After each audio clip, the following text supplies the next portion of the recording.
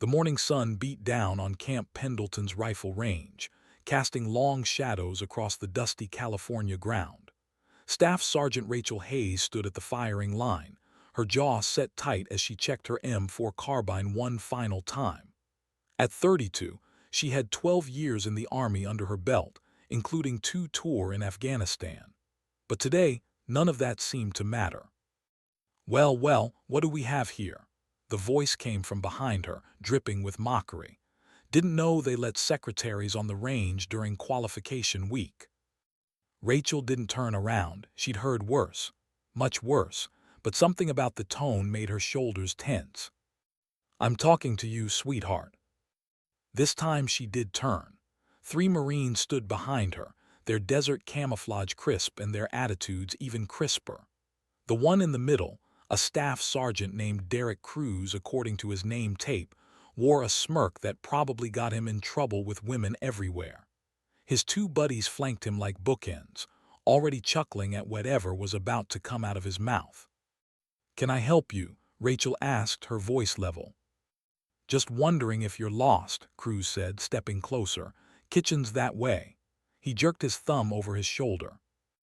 Rachel had been the only woman in her unit for most of her career. She'd heard every joke, endured every dismissive comment, and proved herself 100 times over. But this joint training exercise between Army and Marine Corps units was bringing out the worst in some people. "I'm exactly where I'm supposed to be," she said, turning back to her weapon. "That your rifle?" Cruz asked, pointing at her M4. "Cute. We call those toys where I come from." His friends laughed on cue. The range master, a grizzled Army sergeant first class named Morrison, walked over. "Is there a problem here?" "No problem, Sergeant," Cruz said, all innocence. "Just making conversation with our Army colleagues. That's what this joint training is all about, right? Building relationships." Morrison looked at Rachel, who gave the slightest shake of her head. She didn't need anyone fighting her battles. "Then I suggest you build those relationships from your own lane," Morrison said. "We've got qualification to run." Cruz held up his hands in mock surrender and backed away with his friends. But Rachel heard him mutter, "Probably can't even hit the target from 50 meters." She closed her eyes and took a slow breath. In through the nose, out through the mouth. It was what her first platoon sergeant had taught her when she was just a private, young and eager to prove herself. "Don't let them see you rattled," he'd said. "Just be better. That's the only answer they can't argue with." The qualification course began an hour later. Shooters would engage targets from various distances, starting at 50 meters and working back to 300. Rachel was in the second group. Cruz, she noticed, was in the first. She watched as he took his position. She had to admit, he knew what he was doing. His shots were controlled and precise. He hit every target, earning nods of approval from the Marine observers. When he finished, he stood up with that same cocky grin and caught Rachel's eye. "Beat that Army," he called out. Rachel said nothing. She simply walked to her lane when her turn came. The first target popped up at 50 meters. Rachel's shot rang out before most people even registered the target was up. Dead center. The next target, the next shot. One after another, she moved through the course with mechanical precision. But it wasn't mechanical to her. Each shot was a meditation, a conversation between her, the weapon, and the target. Her breathing was steady. Her heartbeat was slow. The noise of the range faded away until all she could hear was the whisper of wind and the voice of her old platoon sergeant in her head.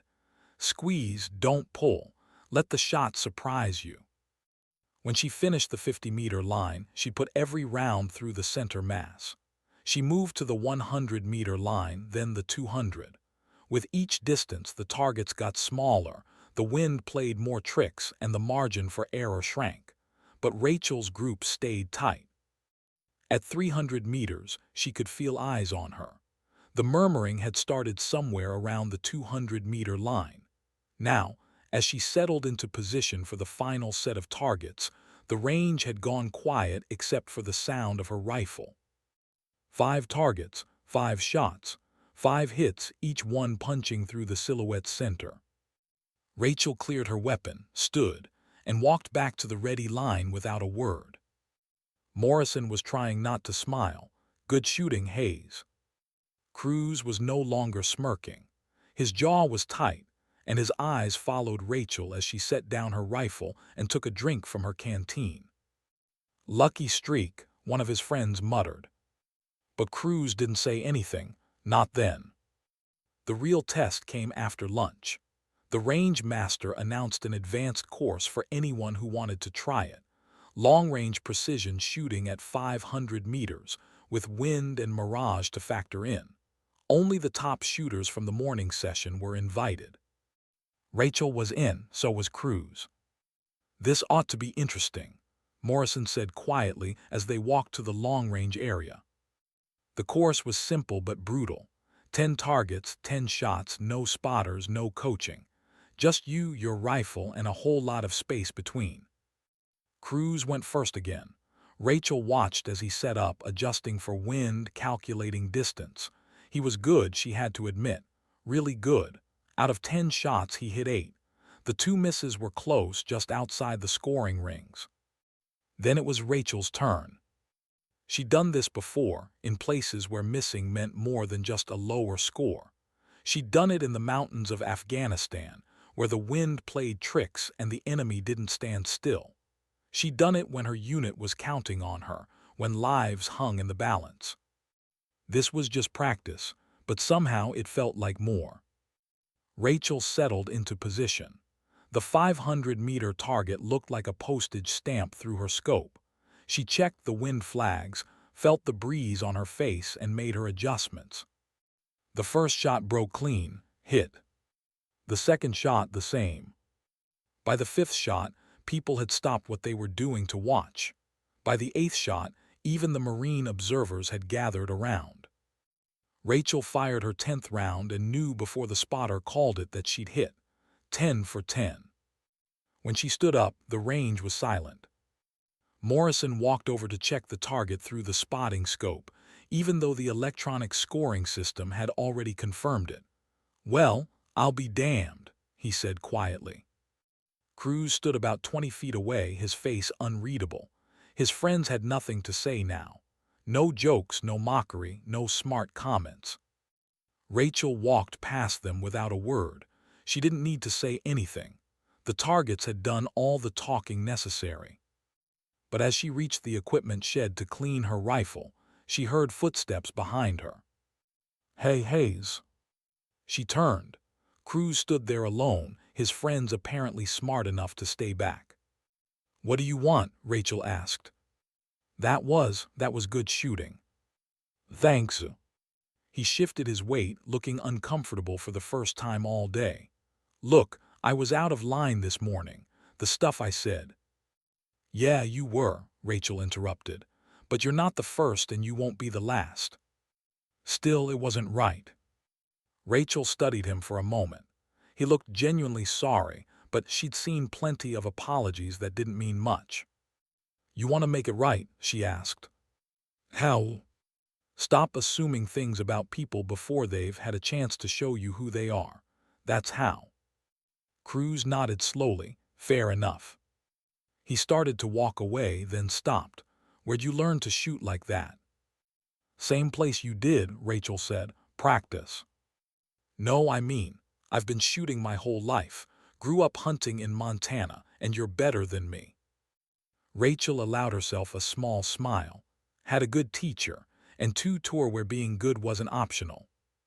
Something changed in Cruz's expression. Respect maybe, or understanding. "You were deployed." "Afghanistan twice." "What was your MOS?" "Combat engineer, route clearance." Cruz's eyes widened slightly. Route clearance teams were the ones who went ahead of convoys, finding and disarming IEDs. It was one of the most dangerous jobs in the military. "Damn," he said quietly. "Yeah." An awkward silence fell between them. "Listen," Cruz finally said, "there's a competition next month. International military shooting competition at Quantico. Marines, Army, Air Force, even some foreign teams. I was going to put together a team. You interested?" Rachel raised an eyebrow. "You want me on your team?" "I want the best shooters I can get," Cruz said. "And you're better than anyone I saw out there today." "I'll think about it." "Fair enough." He turned to leave, then looked back one more time. "And Hayes, I really am sorry about this morning." Rachel nodded. "I know." As she watched him walk away, Rachel felt something loosen in her chest. Maybe, just maybe, this joint training would turn out better than she'd expected. But she had no idea how wrong that assumption would turn out to be. 3 weeks later, Rachel found herself standing in the administrative building of Camp Pendleton, staring at a piece of paper that made her blood run cold. "There has to be a mistake," she said. The clerk behind the desk, a young corporal who looked like he'd rather be anywhere else, shook his head. "No mistake, Staff Sergeant. Your security clearance has been suspended pending investigation." "Investigation into what?" "It doesn't say. Just that you're restricted to base until further notice, and you're removed from all sensitive assignments." Rachel's hands trembled as she held the paper. Suspended clearance meant no deployment, no access to classified materials, and definitely no spot on the shooting team for the competition at Quantico. It meant her career was essentially frozen. "Who initiated this?" she asked. "Can't tell you that. Look, I'm just the messenger. You'll need to talk to your chain of command." Rachel left the building in a daze. Her mind raced through possibilities. She'd never done anything that would warrant this. She paid her taxes, didn't drink much, had no criminal record, didn't associate with anyone questionable. Her finances were clean. Her background was spotless. So why? She called her company commander, Captain Lisa Warren, as soon as she got back to the barracks. "I've been trying to reach you," Warren said before Rachel could speak. "Can you come to my office, now?" 20 minutes later, Rachel sat across from Warren, whose face was grave. "I'm not going to sugarcoat this," Warren said. "There's been an allegation made against you." "What kind of allegation?" "Theft of government property, specifically weapons parts from the armory." Rachel's jaw dropped. "That's insane, I would never." "I know," Warren cut her off, "and I told them exactly that, but there's evidence, Rachel." "What evidence?" Warren pulled out a folder and opened it. Inside were photographs. Photos of rifle components in someone's personal locker. Rachel's locker, according to the placard visible in the shots. "That's not my locker," Rachel said immediately. "The number matches your assigned locker." "Then someone switched the numbers or staged this. Captain, you know me. Would I steal from the armory?" Warren sighed. "No, I don't believe you would, but my belief isn't enough. There's going to be an investigation. CID is already involved." CID, the Criminal Investigation Division. This was serious. "Who made the allegation?" Rachel asked. Warren hesitated. "I can't tell you that, but it came from someone in the joint training exercise." A cold suspicion settled in Rachel's gut. Was it Cruz? "I can't confirm or deny that." Which meant yes. Rachel left Warren's office feeling like she'd been punched in the stomach. She'd actually started to think Cruz had changed, that his apology had been genuine. She'd even agreed to join his shooting team. And now this. She went straight to the range where she knew the joint training was still ongoing. She found Cruz at the pistol qualification course, coaching one of his Marines. "We need to talk," Rachel said, her voice hard. Cruz looked up, and something in his expression told her everything she needed to know. Guilt. "Hayes, listen." "Outside now." They walked away from the other shooters, finding a spot behind the equipment shed where no one could overhear. "Did you report me for stealing from the armory?" Rachel demanded. Cruz wouldn't meet her eyes. "It's complicated." "Did you or didn't you?" "Yes, but it's not what you think." Really? Because what I think is that you couldn't stand being shown up by a woman, so you decided to destroy my career. No, Cruz looked up sharply. That's not. Rachel, I didn't have a choice. Everyone has a choice. My command made me do it, Cruz said, his voice dropping.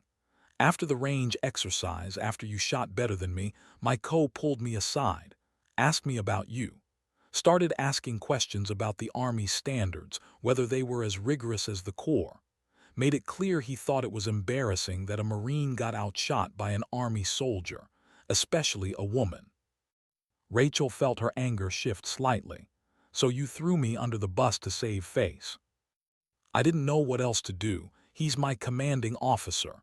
When he suggested there might be something irregular about your performance, that maybe you had access to equipment you shouldn't have, I should have stood up for you. I know that, but I was scared.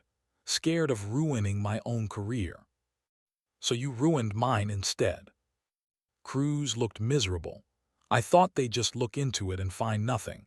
I didn't think they'd actually find evidence. Because there is no evidence. Whatever they found was planted. Planted by who? I don't know, but I'm going to find out. Rachel turned to leave, but Cruz grabbed her arm. She yanked it away. Don't touch me. Please just listen. I can help. I can tell them I was wrong, that I made a mistake. You think that'll help? You already set this in motion. The best thing you can do now is stay away from me. Rachel walked away, her mind churning. Someone had planted evidence in her locker. Someone had done it well enough that the photos looked legitimate. And someone had done it recently enough that the timing matched up with Cruz's allegation. She needed help, real help. Back in the barracks, Rachel called the one person she knew she could trust. Her old platoon sergeant from Afghanistan, Master Sergeant James Chen. He'd retired 2 years ago and now worked as a defense contractor, but more importantly, he'd always had her back. Rachel Hayes, Chen answered on the second ring. Haven't heard from you in months. What's wrong? She told him everything. The range exercise, Cruz's mockery and subsequent apology, the invitation to the shooting team, and now the allegations and suspended clearance. Chen was quiet for a long moment after she finished. Someone's playing a long game here, he finally said. This isn't just about embarrassment or jealousy. This is calculated. But who and why? I don't know yet, but I know how to find out. Give me 24 hours. Don't talk to anyone, don't make any statements, and don't do anything that could make this worse. Chen, I can't just sit here while my career burns down. You won't be sitting. You'll be documenting. I need you to write down everything you remember about the past month. Every interaction, every conversation, everyone who had access to your locker or your schedule. Everything. Rachel spent the rest of the day and most of the night doing exactly that.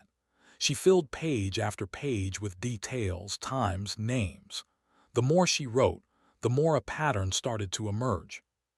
3 people had been particularly interested in her after the range exercise. Cruz, obviously, but also his commanding officer, Lieutenant Colonel Briggs, who'd stopped by the range twice more in the following weeks, always watching Rachel when she shot, and a supply sergeant named Kowalski who'd asked her several odd questions about her locker and her gear. She sent the information to Chen and tried to sleep, but rest wouldn't come. The next morning, Chen called back. I did some digging, he said. Your Lieutenant Colonel Briggs, he's got a history. 3 years ago, there was a complaint filed against him for discrimination against female Marines. It went nowhere, but the complaint is in his file. 2 years ago, another incident. Again, nothing official came of it. So he's got a pattern of going after women. Seems like it, but here's where it gets interesting. Briggs is up for promotion to full colonel. The selection board meets in 2 months. And having a woman outshoot his Marines would look bad for him. Exactly, especially if word got around about it, which it did. I talked to some people. Your shooting performance has been the talk of the joint training exercise, made Briggs look like his standards were slipping. Rachel felt pieces clicking into place. So he what? Decided to destroy my career to protect his reputation. I think it's worse than that. I think he's trying to make an example of you. Show that women in combat roles are trouble, that they can't be trusted. If he can paint you as a thief, it discredits not just you but the idea of women in these positions. That's insane. That's ego, Chen corrected. And ego can make people do terrible things. So what do I do? You fight back, but you do it smart. I'm sending you contact information for a JAG attorney I know, Captain Sarah Martinez. She's tough. And she specializes in cases like this. Call her today. Rachel did. Captain Martinez listened to everything, asked sharp questions, and then gave her the first piece of good news she'd had in days. This smells like a setup from a mile away, Martinez said. The timing, the convenient evidence, the rushed investigation. I can work with this, but I need you to trust me and do exactly what I say. Anything. First, we request a formal hearing. Force them to present their evidence in a proper forum where we can challenge it. Second, we get our own investigator to look at those photos and that locker. Third, we start building your defense by showing your character and track record. How long will this take? Could be weeks, could be months, but Rachel, we're going to win this, because whoever set you up made mistakes. They always do. Over the next 2 weeks, Rachel lived in a strange limbo. She couldn't deploy, couldn't access certain areas of the base, couldn't even practice at the range without supervision. But she could work with Martinez and she could watch. And what she saw was interesting. Briggs kept his distance, but his people didn't. Kowalski, the supply sergeant, seemed nervous. He avoided Rachel when he saw her, changed direction in the hallways, wouldn't make eye contact. Cruz, on the other hand, looked worse every day. The cocky Marine who'd mocked her was gone, replaced by someone who seemed to be carrying the weight of the world. One evening, Rachel found him sitting alone outside the gym, staring at nothing. Against her better judgment, she sat down next to him. "You look terrible," she said. "Feel worse?" They sat in silence for a moment. "I talked to a lawyer," Cruz finally said. "She said if I recant my statement, I could face charges for filing a false report." "Is that what you want to do, recant?" "I want to do the right thing. I'm just not sure what that is anymore." Rachel studied his profile. "Tell me the truth, all of it. Not what Briggs told you to say, not what you think I want to hear. The truth." The truth, as it turned out, was worse than Rachel had imagined. Cruz explained that after her shooting performance, Lieutenant Colonel Briggs had called him into his office. What Rachel had assumed was a simple dressing down had actually been much more calculated. Briggs had spent an hour subtly manipulating Cruz, playing on his pride, his loyalty to the Corps, and his fear of looking weak. "He made it sound so reasonable," Cruz said, his voice hollow. "He said that there had to be an explanation for how you shot so well, that maybe you'd had access to better equipment, or more ammunition for practice, or that maybe Army standards were just lower so you'd had more training time. He asked if I'd noticed anything unusual." "And you said?" "I said no, because I hadn't. But then he started asking about your gear, your locker, your routine. And he said that as a Marine, I had a duty to report anything that might compromise the integrity of joint operations. Made it sound like I'd be failing my oath if I didn't look into it." Rachel felt her jaw clench. "So you spied on me?" "I asked around, just questions. About your schedule, your equipment, where you practiced. I swear I didn't mean any harm. But then Kowalski approached me." "The supply sergeant?" "Yeah. He said he'd heard I was asking questions about you. Said he'd noticed some discrepancies in the armory inventory. Said he'd seen you near the storage area at odd times." "I was never near the storage area at odd times. I only went there for scheduled equipment checks, same as everyone else." "I know that now. But at the time, Kowalski was convincing.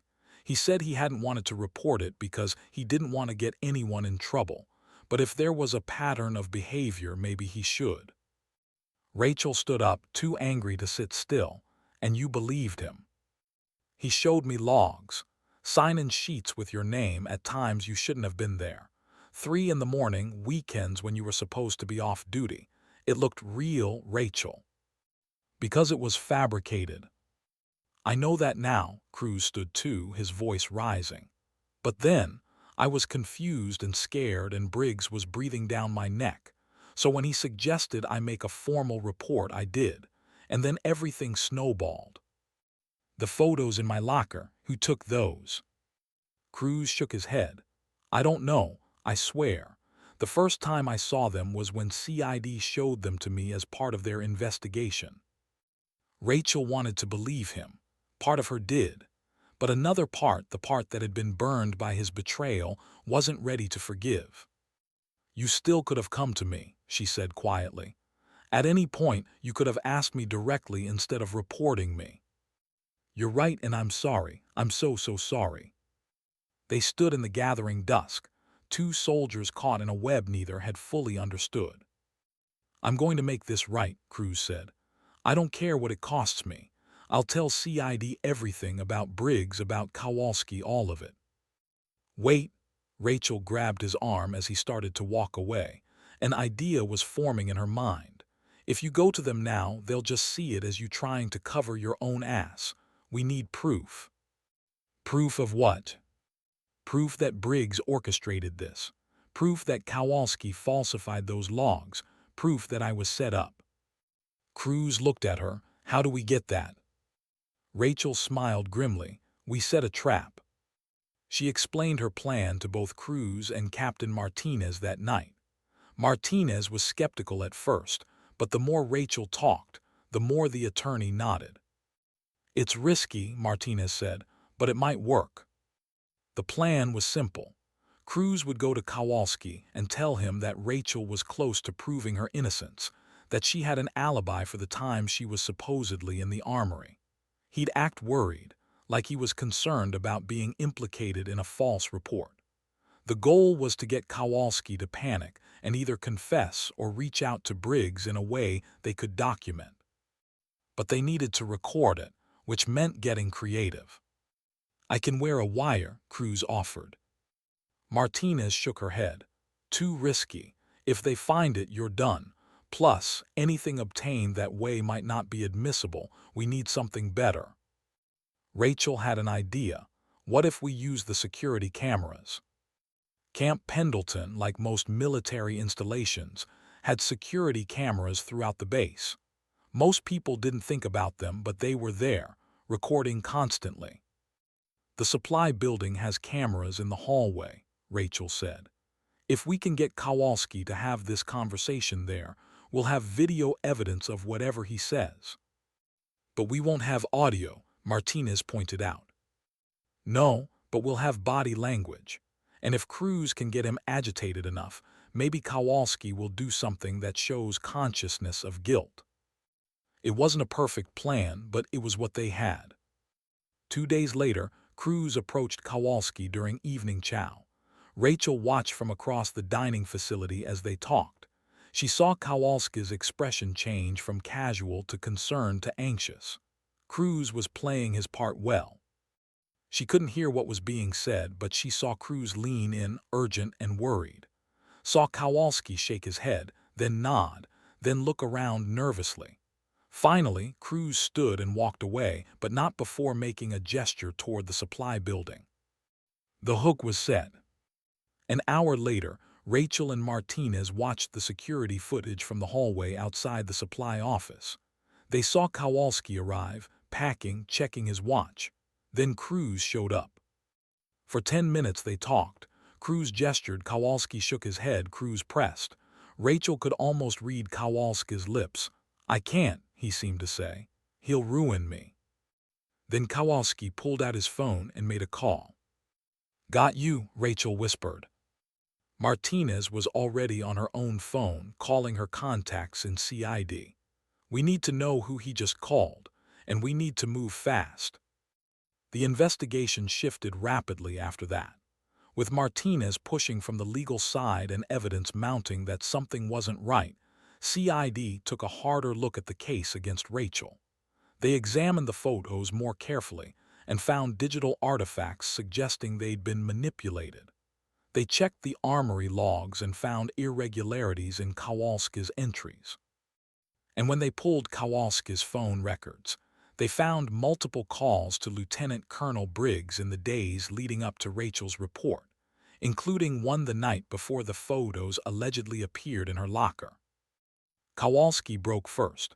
Faced with evidence of conspiracy and falsifying official documents, he confessed everything. Briggs had approached him weeks earlier, right after Rachel's shooting performance. The lieutenant colonel had been furious that a woman, an army soldier no less, had outperformed his Marines. He saw it as a personal and professional humiliation. So he'd crafted a plan. Kowalski would create false records showing Rachel had been accessing the armory inappropriately. They'd plant weapon parts in her locker, parts that Kowalski would report as missing. Briggs would use his position to push for a quick investigation, and Cruz, already primed by their conversations, would file the formal complaint. Rachel's career would be destroyed, and Briggs could use the incident as evidence that women in combat roles were security risks. It would help his reputation and further his agenda. It was calculated, methodical, and deeply wrong. The formal hearing took place 3 weeks later. Rachel sat at the front of the room with Captain Martinez by her side. Across from them sat Briggs and his attorney, though the lieutenant colonel looked far less confident than he probably had when this all started. The investigating officer presented the evidence methodically. The doctored photos, the falsified logs, the phone records, Kowalski's confession given in exchange for a plea deal, and finally, testimony from Cruz, who explained in painful detail how he'd been manipulated into filing the report. When it was Rachel's turn to speak, she stood and addressed not just the investigating officer but everyone in the room. "I joined the Army 12 years ago because I wanted to serve my country," she said, her voice steady. "I deployed twice to Afghanistan, did my job, and came home. I never asked for special treatment. I never expected it to be easy, but I also never expected to be targeted simply for being good at my job." She turned to look directly at Briggs. "What you did wasn't just about me. It was about every woman who's ever served, who's ever had to prove herself over and over again. You tried to use your rank and your position to destroy my career because you couldn't handle the fact that I outshot your Marines. That's not leadership. That's cowardice." The room was silent. The investigating officer cleared his throat. "Lieutenant Colonel Briggs, do you have anything to say?" Briggs stood, his face red. "This is a witch hunt. I was simply trying to maintain standards." "By falsifying evidence," Martinez interjected. "By conspiring to frame an innocent soldier." "I did no such thing." But the evidence said otherwise. When the investigating officer read his findings an hour later, Briggs' career was effectively over. Charges would be filed. There would be a court-martial. His promotion was dead, and he'd likely end up with a dishonorable discharge. Kowalski had already been reassigned, pending his own court-martial. And Rachel, all charges against her were dropped. Her security clearance was reinstated. Her record would be cleared of any mention of the allegations. As people filed out of the hearing room, Cruz approached Rachel one last time. "I know nothing I say will make this right," he began. Rachel held up a hand to stop him. "You made a mistake, a bad one, but you also came forward when it mattered. That counts for something. Does it count enough for you to forgive me?" Rachel thought about that. Eventually maybe, but not today. Cruz nodded, accepting that. "For what it's worth, that invitation to the shooting competition still stands. We could use you on the team." "I'll think about it." As Cruz walked away, Captain Warren approached with a smile. "Welcome back, Staff Sergeant. You ready to get back to work?" More than ready, ma'am. Good, because I submitted your name for a marksmanship instructor position at Fort Benning. If you want it, it's yours. Rachel felt something warm spread through her chest. An instructor position meant she could teach the next generation of soldiers, share what she knew, help others avoid what she'd gone through. I want it, she said. 3 months later, Rachel stood at a podium in front of a room full of new soldiers, about to give her first lecture on long-range precision shooting. In the front row sat a young female private, eyes bright with eagerness and determination. Rachel smiled. She'd been that private once, eager to prove herself, not knowing how hard the road would be. Before we talk about shooting, Rachel began, I want to talk about respect. Real respect isn't given because of gender or rank or branch of service. It's earned through competence, character, and courage. Some people won't want to give you that respect, especially if you're different from what they expect. They'll mock you, underestimate you, or worse. She paused, thinking of Crew's smirk on that first day at the range, of Briggs' calculated cruelty, of her own journey from anger to vindication. When that happens, you have two choices. You can let it break you, or you can let it make you better. You can respond with bitterness, or you can respond by being so undeniably good at your job that they have no choice but to acknowledge it.